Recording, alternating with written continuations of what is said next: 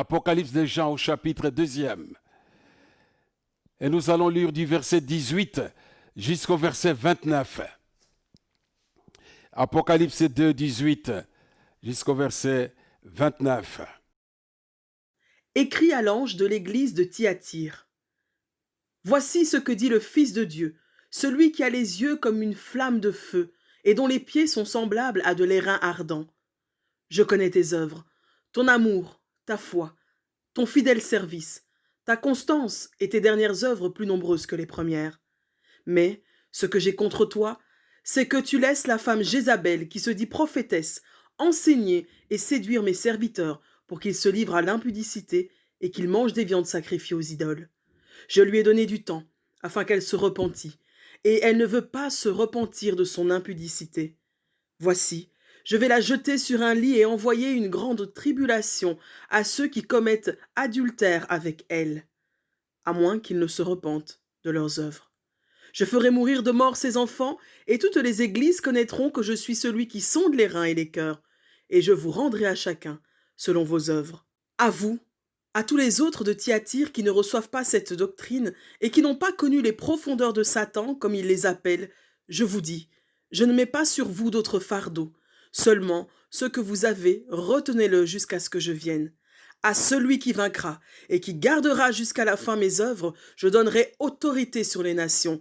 Il les pètera avec une verge de fer, comme on brise les vases d'argile, ainsi que moi-même j'en ai reçu le pouvoir de mon Père, et je lui donnerai l'étoile du matin. Que celui qui a des oreilles entende ce que l'Esprit dit aux églises. Amen. Prions. Notre Père, notre Dieu, nous te bénissons. Nous voulons encore que tu nous fasses grâce, que tu nous fortifies, que tu puisses, Seigneur, nous solidifier dans la foi, afin que nous soyons fidèles jusqu'à ton retour. Amen. Il est une expression qui est utilisée abondamment de nos jours, à savoir les mesures barrières. À cause du Covid-19, cette expression est connue de tout le monde. Partout, on parle de mesures barrières pour pouvoir résister à la contagion de ce virus impitoyable. J'intitule mon message de ce matin « Mesures barrières dans l'église de Thyatire ».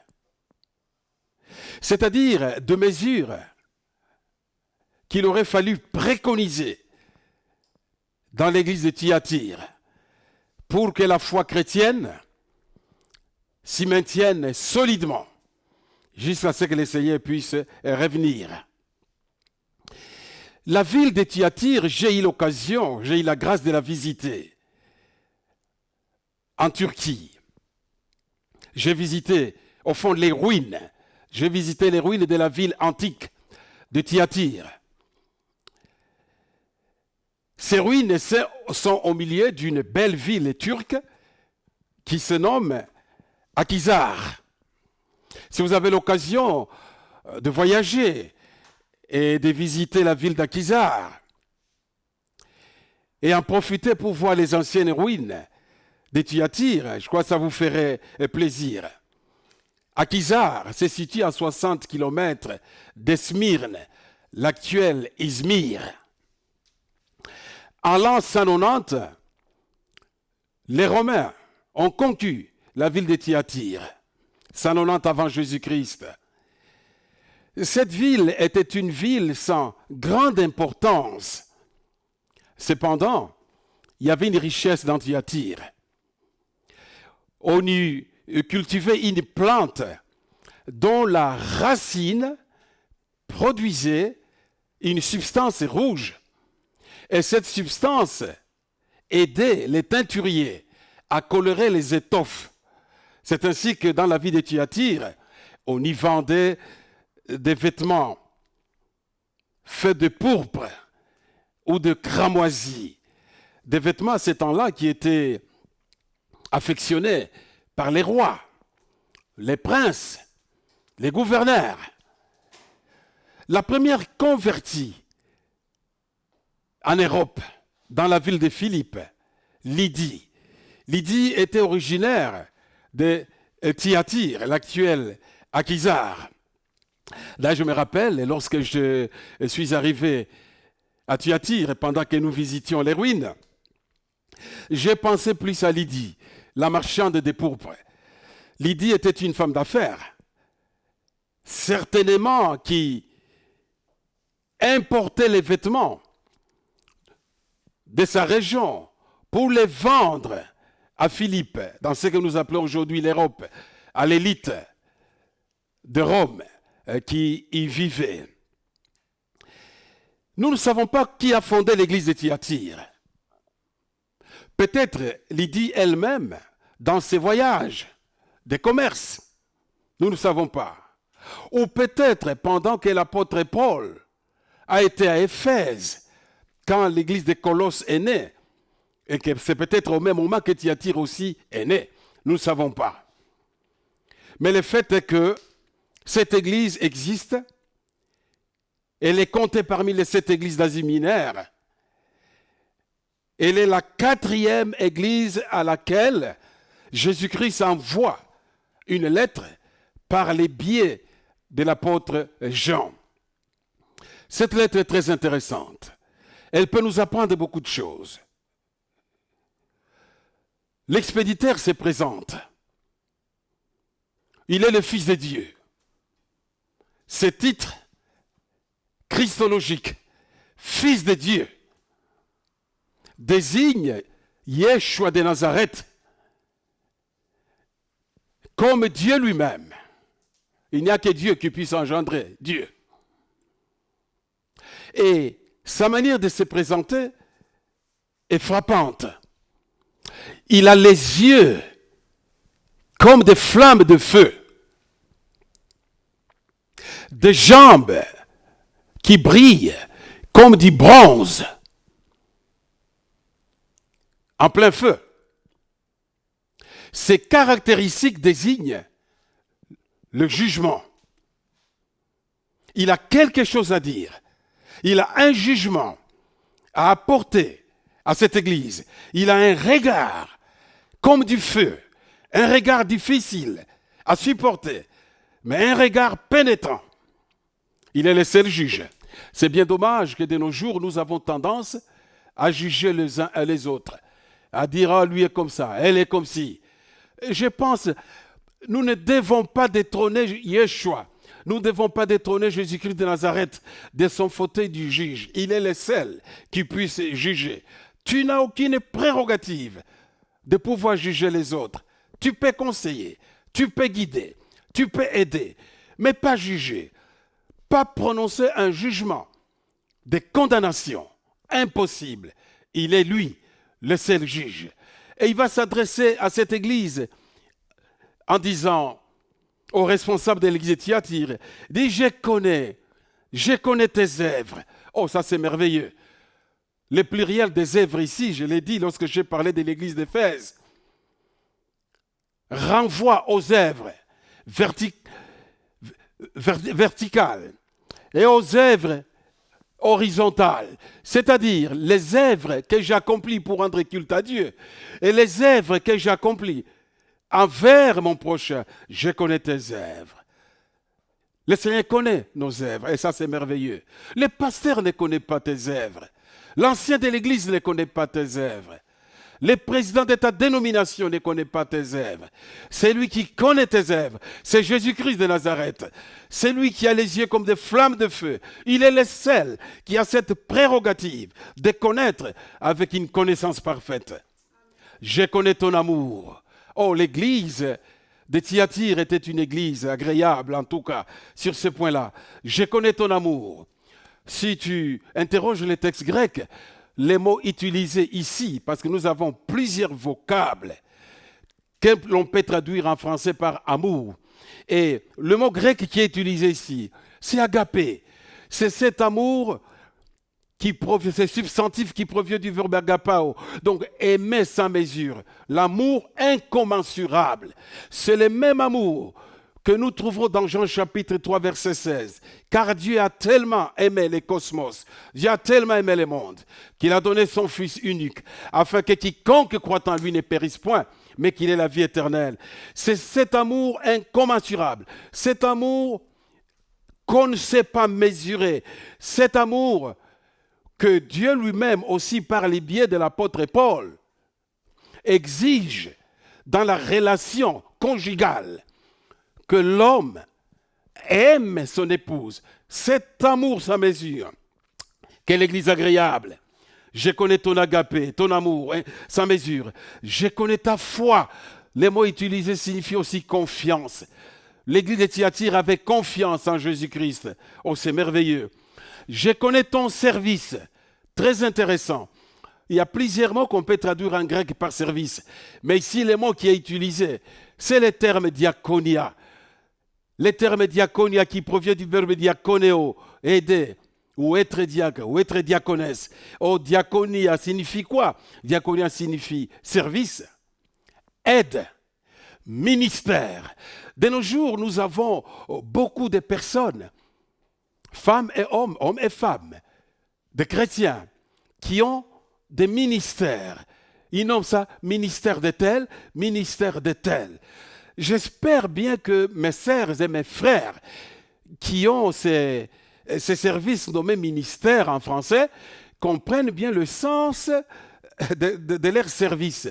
Parce que diaconia, c'est un service gratuit. C'est un service qu'on offre.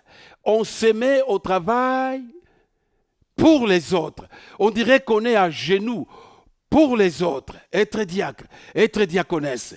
C'est un service qui n'implique même pas un gain matériel. C'est terrible, je crois.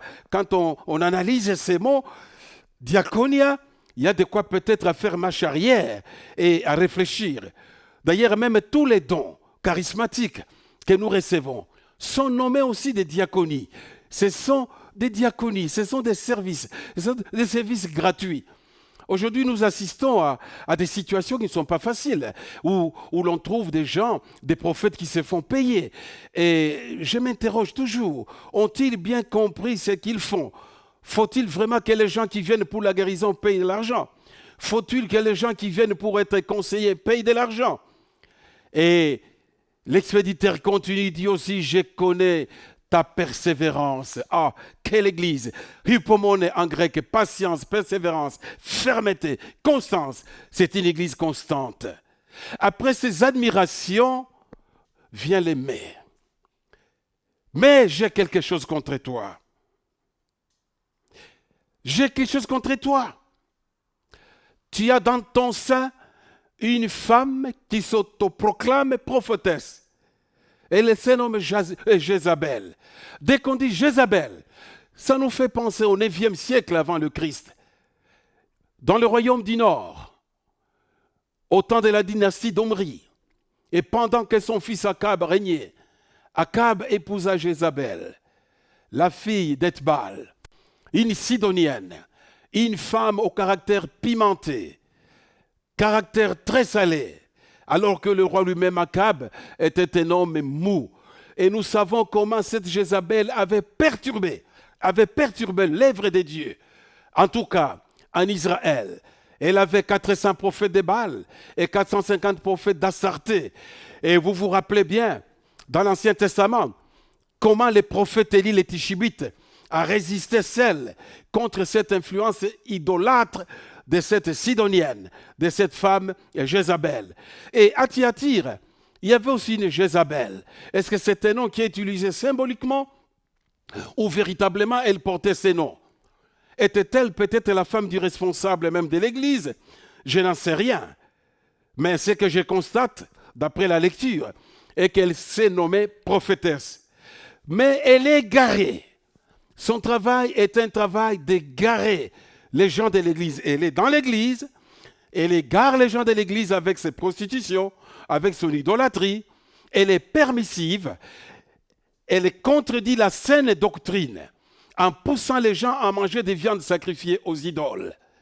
Et elle corrompt la sainteté de l'Église.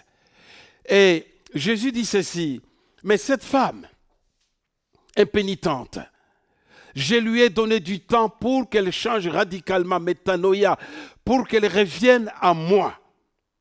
Mais elle ne veut pas. Il faut déjà que tu le saches, que Jésus-Christ est un gentleman qui te laisse toute ta liberté. Il dit, voici, je me tiens à la porte et je frappe.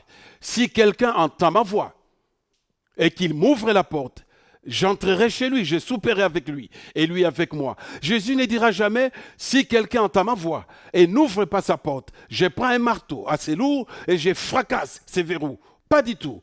Jésus nous laisse la liberté. Et à cette femme, Jézabel, cette femme qui égarait les gens et qui était tolérée et qui était acceptée dans l'Église. C'est pourquoi je dis que la première mesure barrière qu'il aurait fallu appliquer dans l'église de Thyatire est la dénonciation. Il aurait fallu dénoncer cette attitude qui égare les gens, ces faux enseignements pernicieux. Mais il n'y a pas eu la dénonciation. Il en est de même dans nos églises aujourd'hui. À côté de la saine doctrine qui est prêchée, qui est proclamée, à côté de notre confession de foi, on trouve des frères, on trouve des sœurs poussés par le diable qui ont des enseignements cachés. Par enseignement, je ne veux pas dire forcément « assieds-toi, je vais t'enseigner ». Mais ils enseignent aussi par expérience. Ils égarent par expérience. Et ils méritent une dénonciation.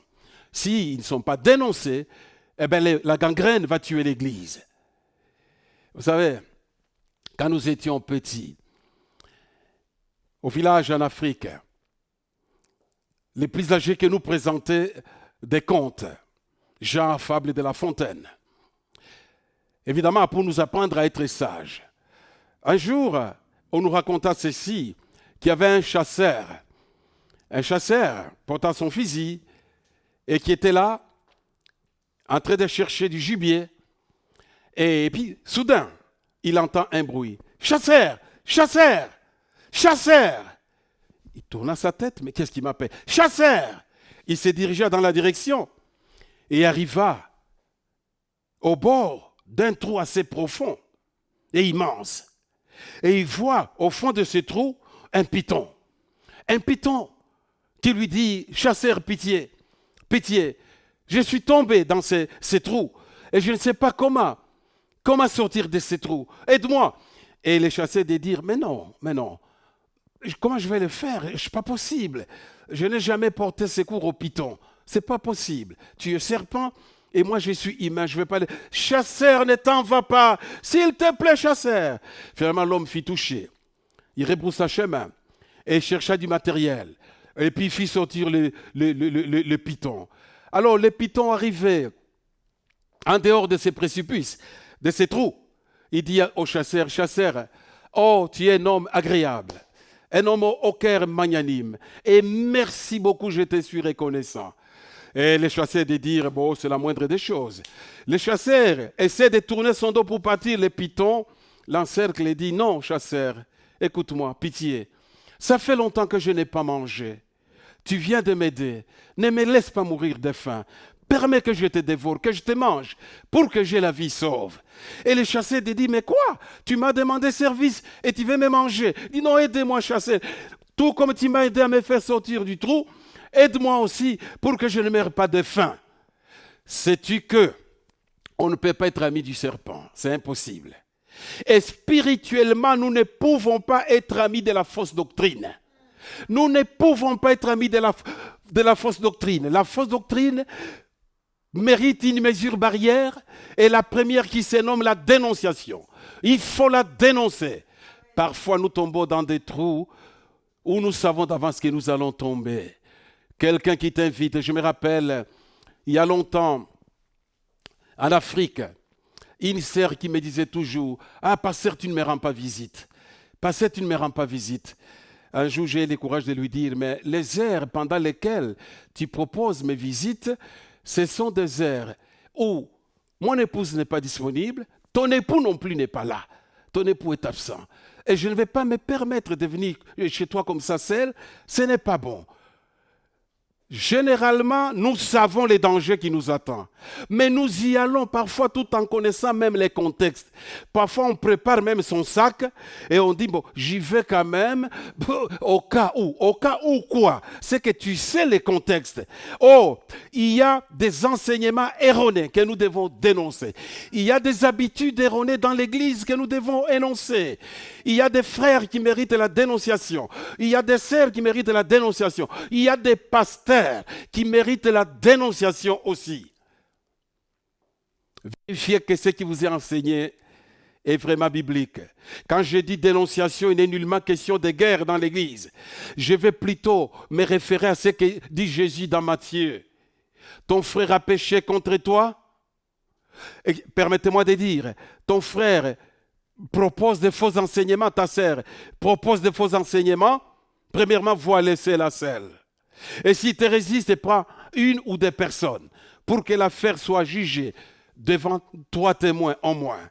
Et s'il résiste à ce cercle de 3 témoins, alors dis-le à l'Église. Et s'il refuse les conseils de l'Église, alors considère-les comme un non-juif. Considère-les comme un païen, un publicain. Et vous savez vous-même la version qu'avaient les Juifs sur les publicains, qui étaient considérés comme des traîtres à la solde de l'occupant romain. Et il y a des menaces. Si elle ne se répand pas, je vais la projeter dans une grande détresse. Il y a même des menaces de mort sur ces enfants. Chrétiens, attention. Jésus n'est pas là pour nous tuer. Rappelle-toi de Ninive. Quand Dieu envoie les prophètes Jonas à Ninive, l'objectif n'était pas de brûler les Ninivites. L'objectif n'était pas de les détruire. L'objectif était de les pousser à la repentance. Toutes ces menaces qui sont là ne témoignent que de l'amour de Jésus, qui veut que l'église de Thyatire se répande et revienne à lui.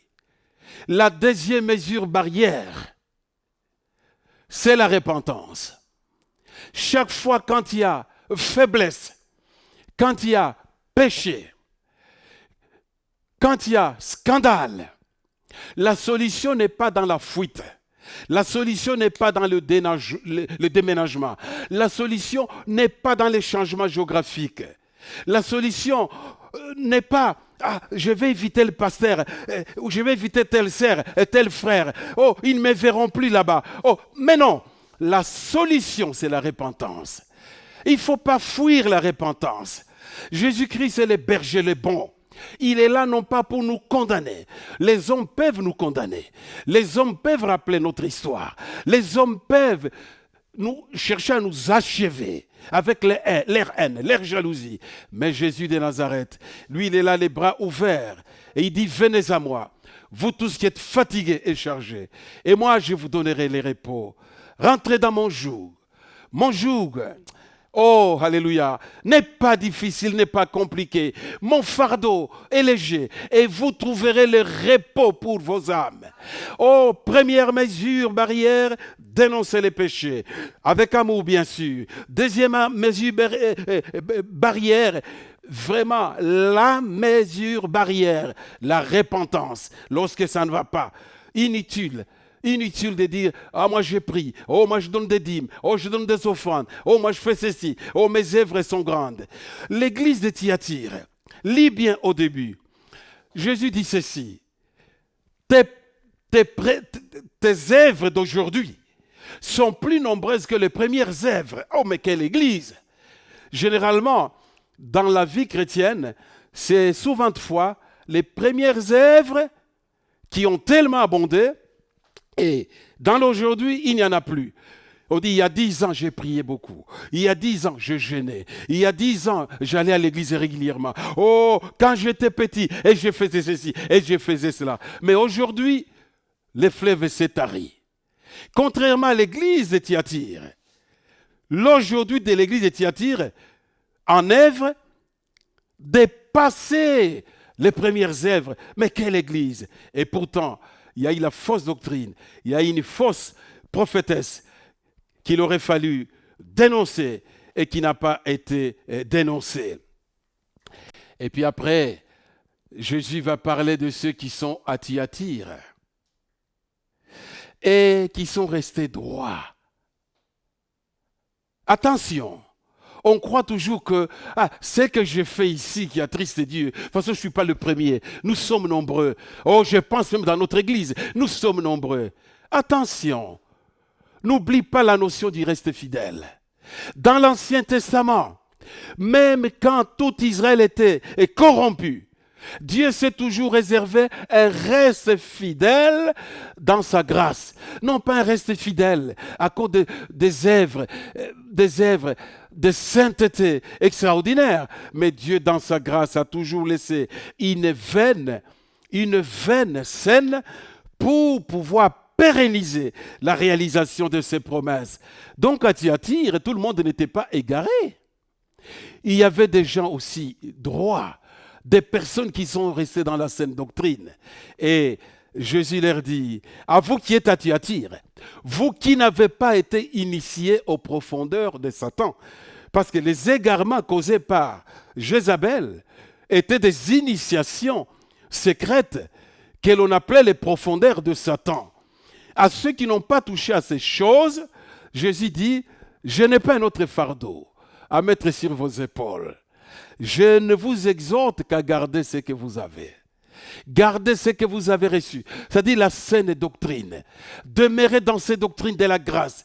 Gardez cela jusqu'à ce que je vienne. Jusqu'à ce que je vienne. Oh, l'autre mesure barrière, pour ceux qui marchent dans la sainteté, ceux qui marchent dans la crainte de Dieu, la mesure barrière, c'est un impératif. Gardons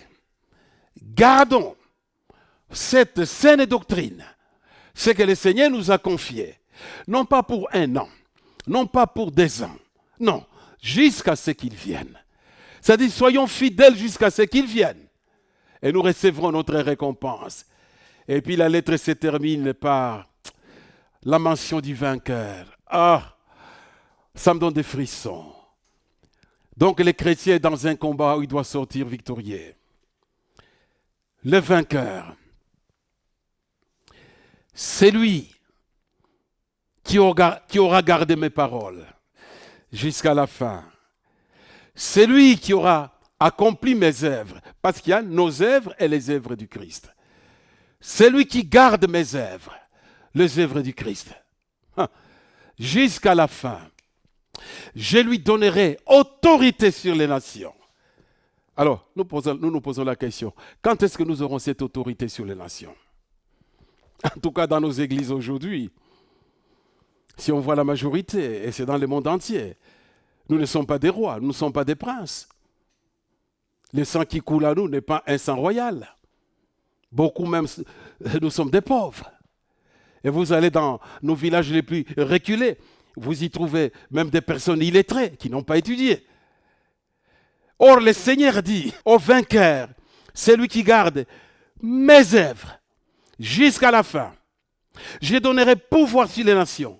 Avec un sceptre de fer, il les fera paître comme on brise les vases d'argile. Ainsi que j'en ai reçu moi-même reçu le pouvoir de mon Père. Et je lui donnerai l'étoile du matin.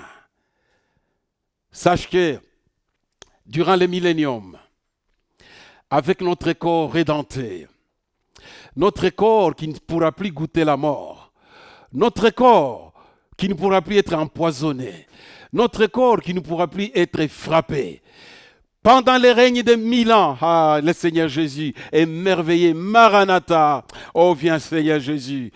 Pendant ce temps-là, nous aurons l'autorité sur toutes les nations qui vivront sur la terre. Nous allons les paître avec autorité, l'autorité que va conférer Jésus-Christ lui-même. Et ce qui est encore merveilleux, Jésus dit à ces vainqueurs-là, je donnerai aussi l'étoile du matin. Il n'y a pas que paître avec sa canne de fer, comme un potier qui brise les vases en argile comme il le veut. Rien ne te résistera. Mais il y a aussi l'étoile du matin. Lis bien l'Apocalypse. Dans sa carte de visite, Jésus lui-même se présente qu'il est la postérité et les rejetons de David. Il est l'étoile brillante du matin. Et il dit à toi, vainqueur, qui te donnera aussi l'étoile du matin. En d'autres termes, tu seras associé à son règne. Tu seras associé à son autorité. Oh, tu marcheras avec lui pour l'éternité. Mais avec de telles promesses croustillantes, nous avons à nous attacher au Seigneur. Que Dieu te bénisse et que Dieu me bénisse. Et que nous puissions, au dernier jour, recevoir notre récompense. Que la paix du Seigneur soit sur toi. Amen. Notre Père, notre Dieu, nous te bénissons. Tu es avec nous. Tout comme tu es avec l'église de Thyatire. Tu connais nos œuvres, tu connais toutes choses. Mais tu sais aussi là où nous nous sommes égarés. Là où nous sommes tolérants. Là où Jézabel agit. Et tu peux toujours, Seigneur, oh, nous accueillir dans ton pardon. Nous voulons faire partie des vainqueurs. Béni soit ton nom. Amen.